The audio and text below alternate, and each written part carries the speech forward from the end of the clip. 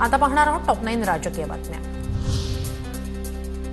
सोलापूर, नाशिक, अमरावती महापालिकेच्या पहिल्याच महासभेत गोंधळ। सोलापुरात स्वीकृत सदस्य निवडीवरून वाद। नाशिकमध्ये बडगुजर शहाण्यांमध्ये खडाजंगी, तर अमरावतीत पहिल्याच आमसभेत बत्तीगुल। वसई विरार महानगरपालिकेच्या पहिल्या महासभेत गोंधळ। भाजप गटनेत्याला केबिन न दिल्यानं आयुक्तांच्या दालनात ठिय्या देत आंदोलन। आयुक्तांकडे दालनाची मागणी करण्यात आली होती, मात्र आयुक्तांनी त्यांची मागणी महापौर घेतील असं सांगितल्यामुळे महासभेत वातावरण तापलं। नाशिकमध्ये पहिल्याच महासभेत सुधाकर बडगुजर, मुकेश शहाणे यांच्यात वाद। बडगुजर बोलायला उभे राहिल्यानं मुकेश शहाणे आक्रमक। परवानगी घेतली नसल्यानं बडगुजर यांना बोलण्यास मुकेश शहाणे यांनी केला विरोध। मी कधीही दादागिरी करत नाही, जयंत पाटील यांच्या आरोपांवर चंद्रकांत पाटील यांचं वक्तव्य। सांगलीत भाजप नेत्यांकडून राष्ट्रवादीवर दमदाटी होत असल्याचा जयंत पाटील यांनी केला होता आरोप। अल्पसंख्याक विभागाकडून प्रमाणपत्र वाटपात अनेक अधिकारी सहभागी। युवक काँग्रेसचे अक्षय जैन यांचा दावा। संपूर्ण प्रकरणाला भ्रष्टाचाराची किनार। निवृत्त न्यायाधीशांच्या समितीसमोर चौकशी व्हावी, जैन यांची मागणी। अजित पवारांच्या विमान अपघाताच्या तपासाला वेग। 28 तारखेपूर्वी प्राथमिक अहवाल येणार। फ्लाईट डेटा रेकॉर्डर यशस्वीरित्या डाऊनलोड। कॉकपिट व्हॉइस रेकॉर्डर उष्णतेमुळे खराब झाल्याची माहिती। सोलापूर महापालिकेत स्वीकृत सदस्य निवडीवरून गोंधळ। भाजपकडून 9 पैकी 8 नावं घेतल्यानं विरोधकांकडून आक्षेप। नगरसेवक महापौरांच्या व्यासपीठावर धावून गेले।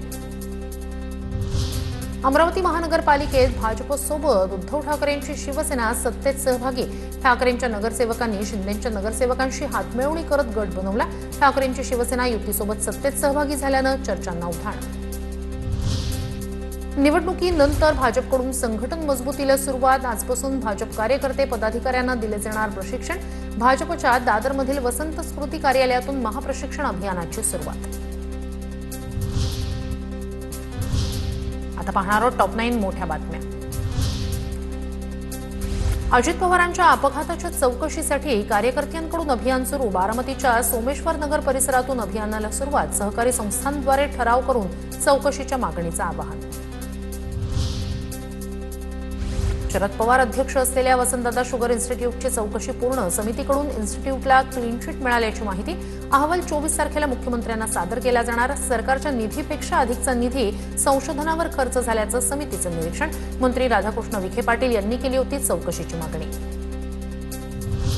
ठाकरेंच्या सेनेतून जागा घेण्याबाबत राज ठाकरे निर्णय घेतील। स्वीकृत नगरसेवकांबाबत मनसे नेते अविनाश अभ्यंकर यांची प्रतिक्रिया। पदाधिकारी आणि राज ठाकरे बसून निर्णय घेतील, अभ्यंकर यांची प्रतिक्रिया। अकोला पश्चिमचे आमदार साजिद खान पठाण यांना बिश्नोई गँगची धमकी। शुभम लोणकरनं दिली जीवे मारण्याची धमकी। 10 कोटी द्या, अन्यथा तुमचा बाबा सिद्दीकी करू, असा उल्लेख। बारामती सत्र न्यायालयात भिगवण अपहरण प्रकरणातील मुलीचा जबाब नोंदवला। आईकडे जाण्यास मुलीचा नकार। मुलीवर दबाव असल्याचा नातेवाईकांचा आरोप। नाशिकच्या गंगापूर रोडवरील 62 एकर जमिनीची मूळ कागदपत्र जिल्हाधिकारी कार्यालयातून गहाळ। संबंधित जमीन 1996 मध्ये शासन जमा, मात्र 2003 पासून महत्वाची फाईल बेपत्ता। माहिती आयुक्तांच्या आदेशाची अंमलबजावणी न झाल्यानं अवमान याचिका दाखल। बीडच्या परळीतील लाचखोर तहसीलदार व्यंकटेश मुंडे एसीबीच्या जाळ्यात। एका कामासाठी तहसीलदाराकडून 50,000च्या लाचेची मागणी। बीड एसीबीकडून सापळा रचून कारवाई।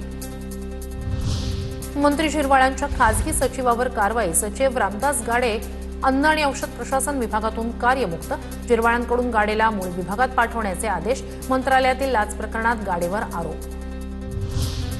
मंत्रालय लाच प्रकरणात मंत्री झिरवाळांचा लिपिक राजू ढेरिंगेला जामीन। एसीबीच्या विशेष कोर्टाकडून राजू ढेरिंगेला जामीन मंजूर।